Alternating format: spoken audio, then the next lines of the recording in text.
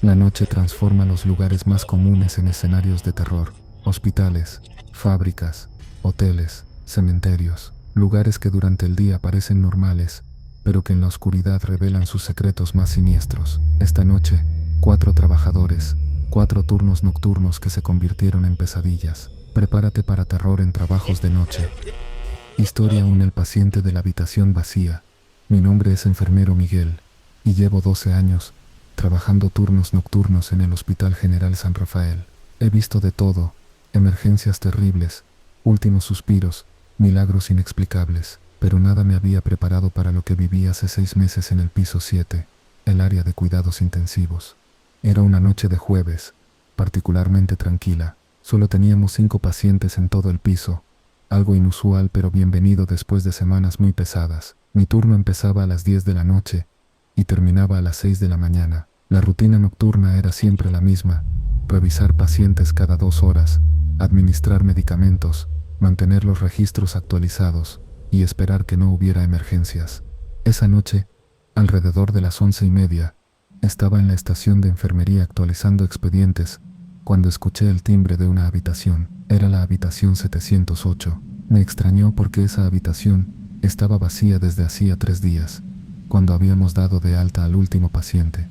Pensé que tal vez el sistema tenía una falla eléctrica. Estos hospitales viejos siempre tienen problemas con el cableado. Caminé por el pasillo hacia la habitación 708 para revisar.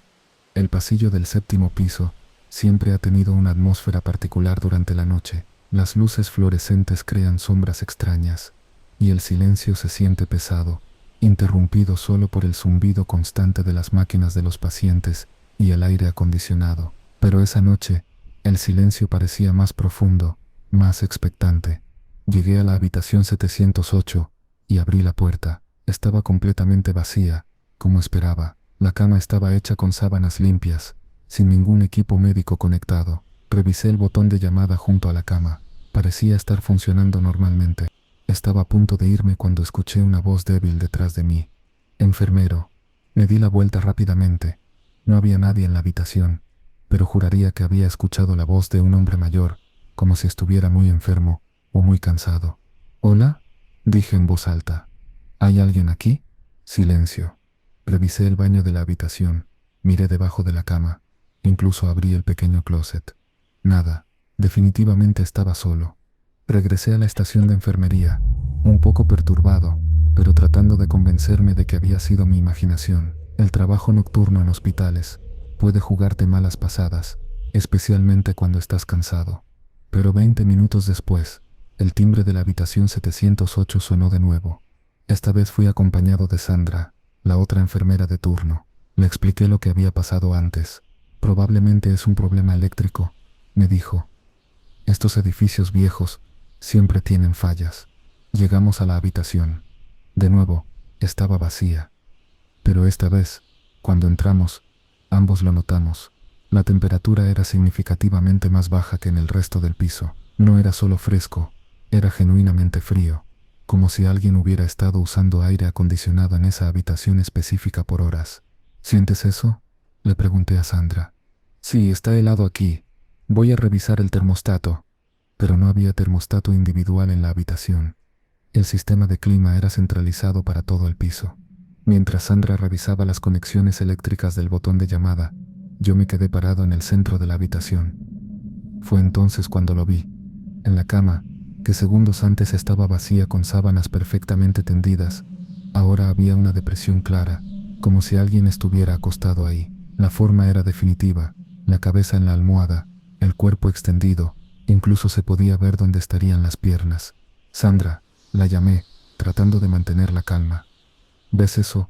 Ella se volteó y vio la cama. Su cara se puso pálida inmediatamente. Eso no estaba así cuando entramos», murmuró. «Lo sé». Nos quedamos ahí parados, mirando la depresión en la cama, cuando escuchamos la voz de nuevo. Esta vez, ambos la escuchamos claramente. «Me duele mucho. Por favor». La voz venía exactamente del lugar donde estaba la depresión en la cama. Era la voz de un hombre mayor, claramente en dolor, pidiendo ayuda. Sandra agarró mi brazo con fuerza. «Miguel, vámonos de aquí». «Pero yo soy enfermero». Mi instinto es ayudar cuando alguien está sufriendo, sin importar las circunstancias. Señor, dije dirigiéndome hacia la cama. ¿Cómo podemos ayudarlo? La depresión en la cama se movió ligeramente, como si la persona invisible estuviera tratando de sentarse. No, no me pueden ver. La voz sonaba confundida, triste. Llevo días tratando de llamar a las enfermeras. ¿Cuántos días?, pregunté. No lo sé. Desde que me trajeron después del accidente, nadie me hace caso. Sandra me jaló del brazo más fuerte. Miguel, tenemos que irnos. Ahora. Pero yo necesitaba entender qué estaba pasando. Señor, ¿cuál es su nombre?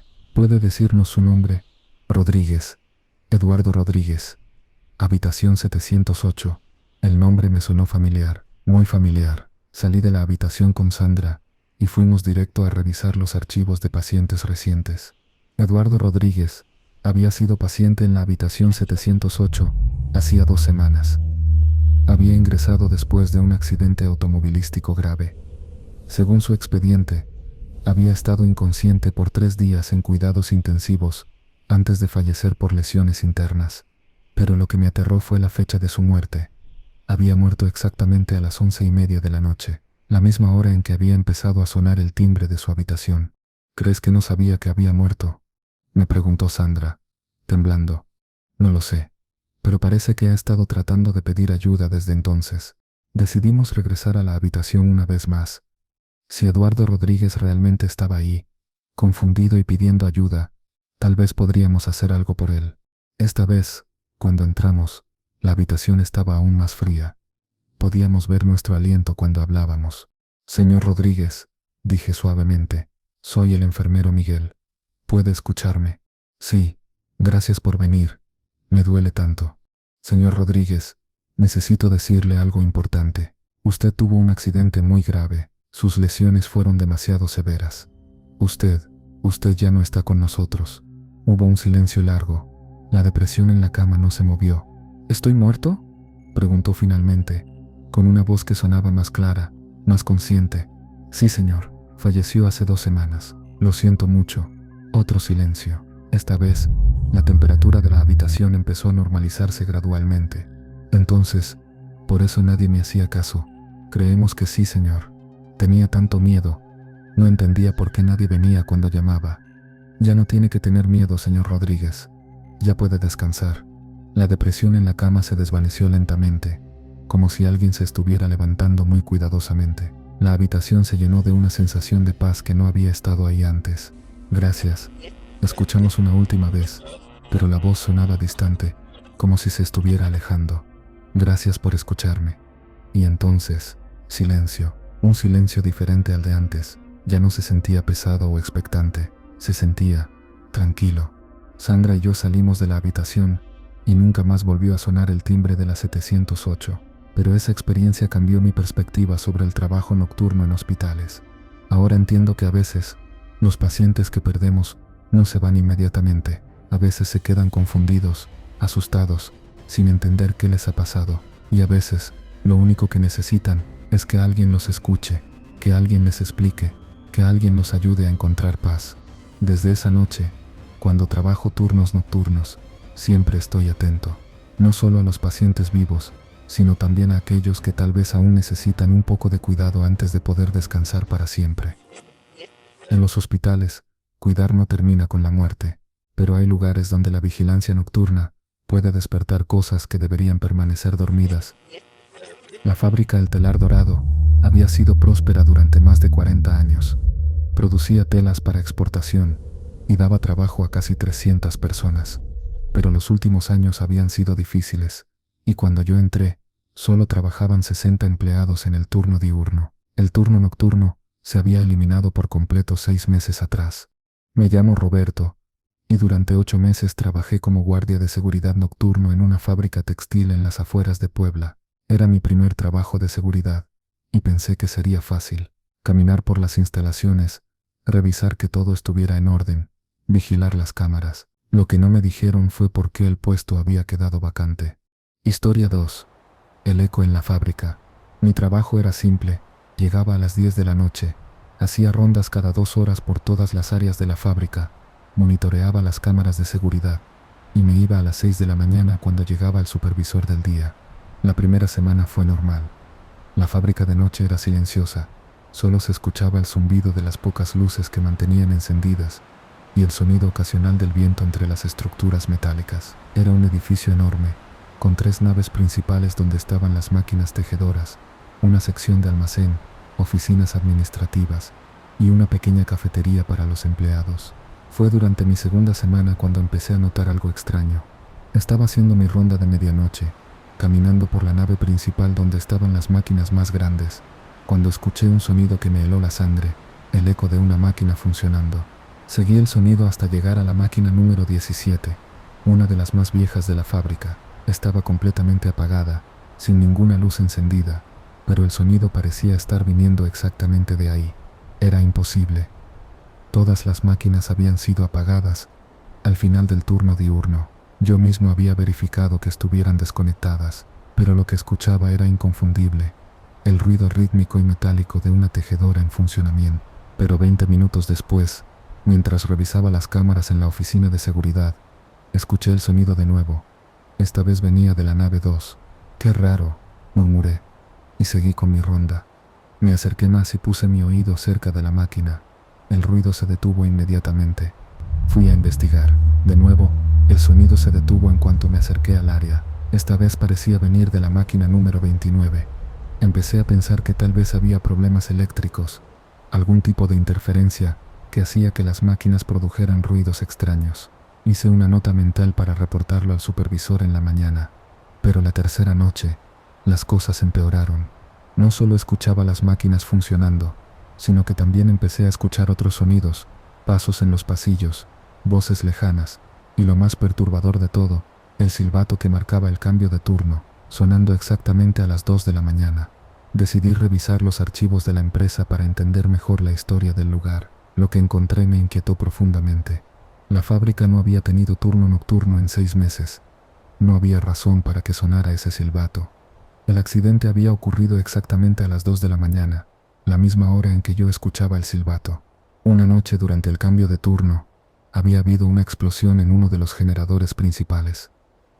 El fuego se había extendido rápidamente por la nave 1, y 12 trabajadores del turno nocturno habían muerto atrapados entre las máquinas y las llamas.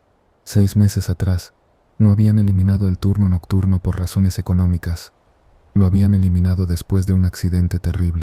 Esa información cambió completamente mi perspectiva sobre los ruidos que había estado escuchando. Ya no creía que fueran fallas eléctricas. A las 2 de la mañana, como reloj, sonó el silbato. Inmediatamente después, escuché pasos múltiples, como si un grupo de personas estuviera caminando por los pasillos principales de la fábrica. La cuarta noche, decidí hacer algo diferente. En lugar de huir de los sonidos, decidí seguirlos más de cerca, documentar exactamente qué estaba pasando. Tomé mi linterna y seguí los sonidos. Los pasos me llevaron hasta la nave 1, exactamente donde había ocurrido el incendio. Lo que vi ahí me quitó el aliento. Las máquinas estaban funcionando, no podía verlas moviéndose, pero podía escucharlas claramente, todas al mismo tiempo, creando el ruido ensordecedor de una fábrica en plena producción. Y entre las máquinas, aunque no podía verlos claramente, podía distinguir las siluetas de trabajadores. Eran formas humanas translúcidas, apenas visibles, pero definitivamente ahí. Se movían entre las máquinas con la eficiencia de años de experiencia, trabajando en perfecta coordinación. Fue entonces cuando uno de ellos me vio. Me quedé paralizado, observando esta escena fantasmal. Los trabajadores fantasma no parecían darse cuenta de mi presencia. Estaban completamente concentrados en su trabajo, como si fuera solo otra noche normal en la fábrica. Era un hombre de mediana edad, vestido con el overol azul que usaban todos los trabajadores de la fábrica. Se detuvo en su trabajo y me miró directamente. Sus ojos tenían una expresión de confusión, como si no entendiera por qué yo estaba ahí. Se acercó lentamente hacia mí. Los otros trabajadores fantasmas siguieron con sus labores.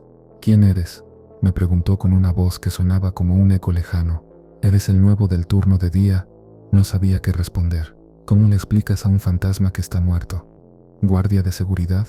¿Por qué necesitamos guardia de seguridad? ¿Pasó algo?». «Soy Roberto», logré decir finalmente. «Soy el guardia de seguridad nocturno». «Hubo un accidente», le dije suavemente. Un incendio. Hace 6 meses. Señaló hacia las otras máquinas, donde los demás trabajadores fantasma continuaban con sus labores. El hombre me miró con más confusión. ¿Un incendio? Pero si estamos trabajando normal. Su expresión cambió. Una sombra de comprensión cruzó por su cara translúcida. ¿Todos murieron en el incendio?, le pregunté. ¿Estamos?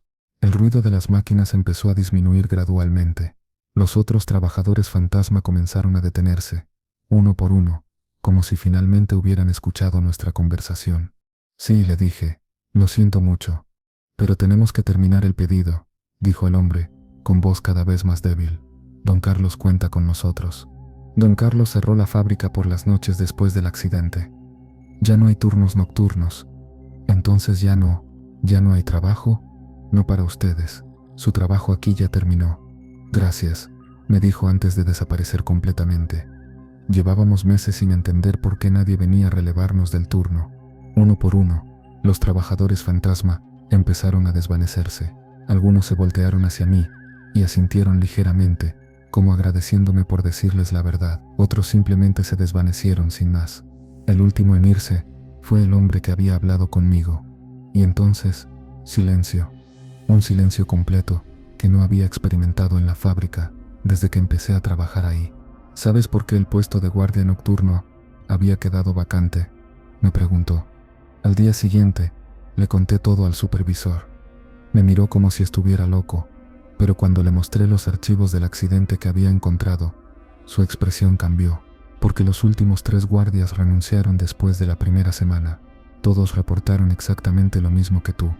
No. ¿Por qué no me lo dijeron cuando me contrataron? Porque necesitábamos a alguien para el puesto, y pensamos que tal vez, si alguien finalmente les hablaba, tal vez finalmente podrían descansar. Trabajé en esa fábrica 3 meses más. Nunca volví a escuchar las máquinas funcionando de noche. Nunca volví a ver a los trabajadores fantasma. El silencio nocturno se volvió genuino y tranquilo, pero aprendí algo importante. A veces los muertos no se aferran a un lugar por malicia o venganza. A veces simplemente no entienden que ya no tienen que seguir cumpliendo con sus responsabilidades. A veces solo necesitan que alguien les diga que su trabajo ya terminó, que pueden descansar. El deber puede trascender la muerte, pero hay lugares donde la hospitalidad nocturna oculta huéspedes que nunca se registraron. Historia 3. El huésped permanente. Soy Ana, y lo que voy a contarles me pasó durante los 4 meses que trabajé como recepcionista nocturna en el Hotel Mirador, un pequeño establecimiento en una carretera que conecta Morelia con Guadalajara. Tenía 23 años cuando tomé ese trabajo, recién graduada de la universidad, necesitando experiencia laboral y dinero para independizarme. El Hotel Mirador no era lujoso, pero tampoco era de mala muerte. Tenía 30 habitaciones distribuidas en 2 pisos, un pequeño restaurante que cerraba a las 9 de la noche y una recepción que funcionaba a las 24 horas. Mi turno era de 10 de la noche a 6 de la mañana, y la mayoría de las noches era trabajo fácil: registrar a los huéspedes tardíos, manejar reservaciones y mantener la seguridad del lugar. Los primeros 2 meses fueron rutinarios. El hotel se llenaba principalmente los fines de semana con familias que viajaban, parejas en escapadas románticas, y durante la semana con representantes de ventas y camioneros que necesitaban descansar. Pero había algo en el hotel que siempre me había llamado la atención: la habitación 212. En los registros, la habitación 212 aparecía como fuera de servicio permanentemente. Cuando pregunté al gerente del día por qué, me dijo que tenía problemas de plomería que aún no habían podido reparar. ¿Desde cuándo tiene problemas?, me pregunté. Desde antes de que yo llegara aquí, me respondió. Debe ser algo complicado. Lo extraño era que desde mi puesto en recepción tenía vista directa a las ventanas del segundo piso y a veces veía luz en la habitación 212. Cuando comenté esto, me dijeron que probablemente era reflejo de las luces de otras habitaciones. Todo cambió una noche de miércoles en octubre. Era una noche particularmente lenta. Solo teníamos 8 huéspedes en todo el hotel, y todos se habían retirado temprano a sus habitaciones. Yo estaba en recepción viendo series en mi tableta para pasar el tiempo, cuando escuché el elevador funcionando. Miré hacia los indicadores del elevador. Estaba subiendo del primer piso al segundo, pero todos nuestros huéspedes ya estaban en sus habitaciones, y yo no había visto a nadie pasar por recepción, Pensé que tal vez uno de los huéspedes había bajado por las escaleras sin que yo lo notara, para ir a la máquina expendedora que estaba en el estacionamiento. Pero 5 minutos después, el elevador volvió a funcionar. Esta vez bajaba del segundo piso al primero, y de nuevo, no vi a nadie salir del elevador ni cruzar por el lobby. Me levanté de mi lugar y caminé hacia el área del elevador. Las puertas estaban cerradas, y cuando presioné el botón para llamarlo, bajó vacío. Qué raro, pensé, y regresé a mi escritorio. 20 minutos después, pasó de nuevo. El elevador subió, se detuvo en el segundo piso por unos momentos, y luego bajó, todo sin que yo viera a nadie usándolo. Esta vez decidí investigar más. Tomé las llaves maestras y subí por las escaleras al segundo piso para revisar el pasillo. El pasillo del segundo piso era largo, y estaba iluminado por luces nocturnas tenues. Las habitaciones ocupadas tenían las luces de no molestar encendidas, y todo parecía normal. Caminé lentamente por el pasillo, escuchando atentamente. Cuando llegué frente a la habitación 212, me detuve. Había luz filtrándose por debajo de la puerta. Eso era imposible. La habitación estaba fuera de servicio. No tenía huéspedes, y según el gerente, tenía problemas de plomería. ¿Por qué habría luz? Toqué suavemente la puerta. Disculpe, ¿hay alguien ahí? Escuché movimiento dentro de la habitación, pasos lentos, como si alguien se hubiera levantado de la cama y caminara hacia la puerta. Sí, respondió una voz de hombre mayor desde adentro. Me quedé helada. Definitivamente había alguien en esa habitación. Disculpe, señor, soy Ana de recepción. ¿Podría decirme su nombre? No tengo registro de que esta habitación esté ocupada. Por supuesto que está ocupada, respondió la voz, sonando un poco molesta. Soy don Alberto. He estado aquí desde el viernes, pero era miércoles, y no teníamos ningún registro de ningún Alberto. Señor, creo que hay una confusión. ¿Podría abrir la puerta para que podamos resolver esto? ¿Confusión? Pagué mi habitación por toda la semana. ¿Podría mostrarme su recibo? Escuché más pasos dentro de la habitación, luego el sonido de papeles siendo revisados. Aquí está, dijo la voz. Esperé, pero no abrió la puerta. Señor, necesito que abra la puerta para poder ver el recibo. ¿Por qué tengo que abrir? Ustedes me dieron la habitación. Señor Alberto, voy a usar mi llave maestra para entrar. ¿Está bien? Haga lo que tenga que hacer. Inserté la llave en la cerradura. Giró normalmente, pero cuando traté de abrir la puerta, no se movió. Era como si hubiera algo pesado bloqueándola desde adentro. Señor, la puerta no abre. ¿Podría verificar que no haya nada bloqueándola? La puerta está libre. ¿Qué les pasa a ustedes? Empujé más fuerte. Nada. La puerta simplemente no se movía. Señor, voy a bajar a recepción para revisar nuestros registros. Regreso en unos momentos. Está bien, pero no me molesten más. Estoy muy cansado. Bajé corriendo a recepción y revisé todos los registros de los últimos días. No había ningún Alberto registrado en ninguna habitación, y mucho menos en la 212. Llamé al gerente a su casa, aunque eran las 2 de la mañana. Ana, ¿qué pasa? Señor Ruiz, hay alguien en la habitación 212. Eso es imposible. Esa habitación ha estado cerrada por años. ¿Años? Pero usted me dijo que tenía problemas de plomería. Hubo un silencio largo del otro lado. Ana, necesito que te calmes y me escuches bien. La habitación 212 no tiene problemas de plomería. Está cerrada porque hace 3 años, un huésped murió ahí. Sentí un frío recorrerme todo el cuerpo. ¿Murió cómo? Se llamaba Alberto Mendoza. Era un representante de ventas que se hospedaba con nosotros regularmente. Una noche tuvo un infarto en esa habitación. Lo encontramos 3 días después, cuando el personal de limpieza se preocupó porque no había dejado la habitación. ¿Y desde entonces la habitación está cerrada? Sí. Pero Ana, otros empleados nocturnos han reportado exactamente lo mismo que tú. Voces en la habitación, luces encendidas, el elevador funcionando solo. ¿Qué debo hacer? Quédate en recepción. No subas más al segundo piso. En la mañana hablamos. Pero no pude quedarme tranquila. Sentía que don Alberto, fuera quien fuera, estaba confundido y tal vez necesitaba ayuda. Decidí subir una vez más, pero esta vez con una actitud diferente. En lugar de tratarlo como un intruso, lo trataría como lo que parecía ser un huésped confundido. Toqué suavemente la puerta de la 212. «Don Alberto, soy Ana otra vez. ¿Ya revisó los registros?» «Sí, señor. Don Alberto, ¿Podría decirme qué día cree que es hoy? Es viernes por la noche. Llegué esta tarde. Don Alberto, hoy es miércoles. Y han pasado 3 años desde que usted se registró aquí. Silencio largo desde adentro. Eso no puede ser. Don Alberto, ¿recuerda haber tenido algún problema de salud durante su estancia? Me sentí mal el viernes por la noche, dolor en el pecho, pero luego me dormí y ya me sentía mejor. Don Alberto, creo que usted no despertó de ese sueño. Otro silencio largo. ¿Estoy muerto?, preguntó finalmente, con una voz que sonaba más débil. Sí, don Alberto, murió hace 3 años en esa habitación, pero me siento normal. Tengo que terminar mi ruta de ventas. Su trabajo ya terminó, don Alberto. Ya no tiene obligaciones pendientes. Entonces ya puedo irme a casa. Sí, don Alberto, ya puede irse a casa. La luz que se filtraba por debajo de la puerta comenzó a atenuarse gradualmente. Gracias, Ana, escuché por última vez, con una voz que sonaba más distante. Llevaba tanto tiempo esperando que alguien me dijera que podía irme. Y entonces, oscuridad completa debajo de la puerta. Al día siguiente, le conté todo al gerente. Me confirmó que efectivamente, Alberto Mendoza había muerto en esa habitación 3 años atrás, un viernes por la noche. ¿Sabe qué día encontraron su cuerpo?, me preguntó.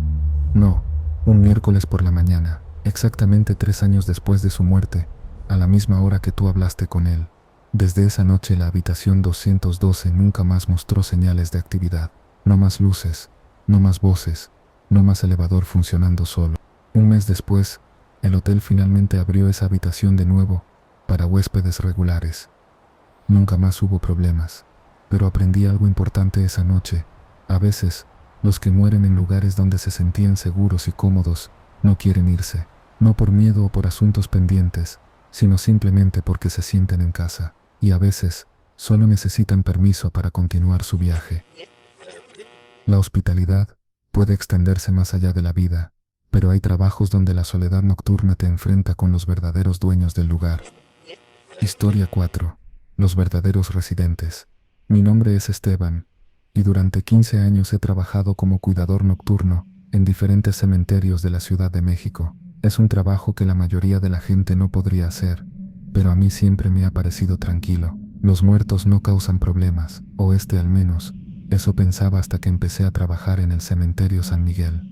San Miguel es uno de los cementerios más antiguos de la ciudad. Fundado en 1872, alberga más de 50.000 tumbas en sus 20 hectáreas. Hay secciones que datan de hace más de 100 años, con mausoleos enormes de familias adineradas de la época, y también secciones más nuevas con tumbas modernas. Mi trabajo era simple: llegar a las 9 de la noche, hacer rondas por todo el cementerio cada 2 horas, para evitar vandalismo o intrusiones, mantener el orden en las áreas de velación nocturna y asegurarme de que las puertas principales estuvieran cerradas. A las 6 de la mañana llegaba mi relevo del turno diurno. Los primeros meses fueron exactamente como esperaba, tranquilos, silenciosos, sin problemas. Ocasionalmente tenía que lidiar con jóvenes que saltaban las rejas para hacer travesuras, o con familias que querían quedarse más tiempo del permitido velando a sus difuntos, pero en general, era un trabajo pacífico. Fue durante mi 5.º mes cuando empecé a notar algo diferente. Era una noche de noviembre, particularmente fría y nublada. Estaba haciendo mi ronda de medianoche por la sección más antigua del cementerio, donde están los mausoleos más elaborados, cuando vi a una mujer caminando lentamente entre las tumbas. No era inusual que familiares vinieran a visitar a sus difuntos durante la noche, especialmente en fechas cercanas al Día de Muertos, pero esta mujer estaba en una sección que había estado cerrada al público por reparaciones. Disculpe, señora, la llamé mientras me acercaba. Esta sección está cerrada por mantenimiento. Ella se detuvo, pero no se volteó hacia mí. Llevaba un vestido negro largo y un rebozo que le cubría la cabeza. Señora, ¿me escucha? Lentamente se volteó hacia mí. Su cara era pálida, más de lo normal, y sus ojos tenían una tristeza profunda que me conmovió inmediatamente. Solo estoy visitando a mi esposo, me dijo con voz suave. Hace tanto que no vengo. ¿Cuál es la tumba de su esposo? Tal vez pueda ayudarla a encontrar otra ruta. Señaló hacia un mausoleo grande que estaba a unos 30 metros de nosotros. Allá, la familia Herrera. Conocía ese mausoleo. Era uno de los más antiguos y elaborados del cementerio, construido en 1890, pero había algo que no encajaba. Señora, ¿cómo entró al cementerio? Las puertas principales están cerradas con llave. Por la puerta principal, respondió, sonando confundida. Siempre entro por ahí, pero están cerradas desde las 8 de la noche. Cerradas, pero si nunca las cierran. Un escalofrío me recorrió la espalda. Todas las noches, sin falta, yo mismo cerraba las puertas principales. Señora, ¿qué día cree que es hoy? Es sábado, día de visita, pero era martes. ¿Y qué año? 1943. Sentí como si el suelo se moviera debajo de mis pies. Estábamos en el 2015. Señora, le dije suavemente, creo que ha pasado mucho tiempo desde su última visita. Ella me miró con más confusión. Mucho tiempo, pero si vengo cada sábado. ¿Cómo se llama, señora? Elena Herrera de Morales. El nombre me sonó familiar. En mis rondas, había visto ese nombre en una de las placas del mausoleo Herrera. Señora Elena, ¿recuerda cuándo murió su esposo? Murió en la guerra, en 1942. Por eso vengo cada sábado, para acompañarlo. ¿Y usted, señora Elena, recuerda cuándo? No terminé la pregunta. Su expresión cambió lentamente, como si una comprensión terrible estuviera llegando a ella. Yo me enfermé después de que él murió. La tristeza me consumió. Los doctores dijeron que mi corazón no resistió. ¿Cuándo fue eso, señora Elena? En 1943, poco después de que terminara la guerra. Señora Elena, han pasado más de 70 años desde entonces. Ella me miró con ojos llenos de confusión y tristeza. ¿70 años? Pero yo sigo viniendo cada sábado. Sí, creo que ha estado viniendo cada sábado durante 70 años. ¿Entonces estoy? Sí, señora Elena. Usted y su esposo ya están juntos. Ella miró hacia el mausoleo, luego de regreso hacia mí. ¿Por qué no lo sabía? ¿Por qué he estado tan confundida? A veces, cuando el amor es muy fuerte, es difícil dejar ir. Pero él me está esperando. Creo que sí, señora Elena. Creo que siempre la he estado esperando. Ella sonrió por primera vez desde que había empezado a hablar con ella. Una sonrisa llena de alivio y paz. Entonces ya no necesito seguir visitando. Puedo quedarme con él. Sí, señora Elena. Ya pueden estar juntos para siempre. Ella empezó a caminar hacia el mausoleo, pero con cada paso se volvía más transparente, hasta que finalmente se desvaneció completamente. Esa experiencia me cambió, pero no fue la única. Durante los siguientes meses, empecé a encontrar más visitantes nocturnos como Elena, siempre en la sección antigua del cementerio, siempre confundidos sobre el tiempo, siempre buscando a sus seres queridos. Había don Francisco, que había estado buscando la tumba de su hijo durante 40 años, sin darse cuenta de que él mismo había muerto poco después por la pena. Estaba María, una joven que murió en los años 60 y que había estado esperando cada noche a que su novio regresara de un viaje, sin saber que él también había muerto en un accidente al tratar de llegar a su funeral. Y había niños, los casos más tristes de todos. Niños que habían muerto en epidemias de los años 20 y 30, que seguían jugando entre las tumbas, esperando que sus padres vinieran a buscarlos. Todos estaban perdidos en el tiempo, atrapados en bucles de memoria y amor que no los dejaban avanzar. Pero descubrí que, igual que con Elena, si les hablaba con paciencia y cariño, si les ayudaba a entender lo que había pasado, podían encontrar paz. Con el tiempo desarrollé una rutina diferente para mis rondas nocturnas. Ya no solo buscaba intrusos vivos, también buscaba a los residentes eternos que necesitaban ayuda para encontrar su camino. El cementerio se volvió más tranquilo después de cada encuentro, como si cada alma que ayudaba a encontrar paz le devolviera un poco de serenidad al lugar. Después de 2 años trabajando en San Miguel, ya casi no encuentro visitantes nocturnos confundidos. La mayoría de los que habían estado perdidos ya encontraron su camino. Pero sigo haciendo mis rondas con la misma atención, porque sé que a veces nuevas almas llegan confundidas y perdidas, y van a necesitar a alguien que les ayude a entender que ya es hora de descansar. Trabajar en cementerios me enseñó que la muerte no siempre es el final. A veces es solo una transición que algunas personas necesitan ayuda para completar, y a veces los vivos tenemos el privilegio de ser parte de esa ayuda. 4 trabajos nocturnos, 4 encuentros con almas que necesitaban ayuda para encontrar paz. Desde hospitales hasta cementerios, la noche revela que nuestras responsabilidades hacia otros pueden extenderse más allá de lo que imaginamos.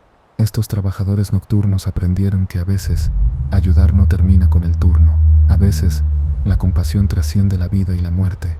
Si estas historias te han hecho reflexionar sobre los misterios de la noche, dale like a este video, compártelo con quienes trabajan turnos nocturnos o han vivido experiencias inexplicables, y suscríbete para más historias que te harán cuestionar lo que creías saber sobre el mundo después del anochecer. Recuerda, en los trabajos nocturnos, nunca sabes quién más podría estar cumpliendo su turno eterno.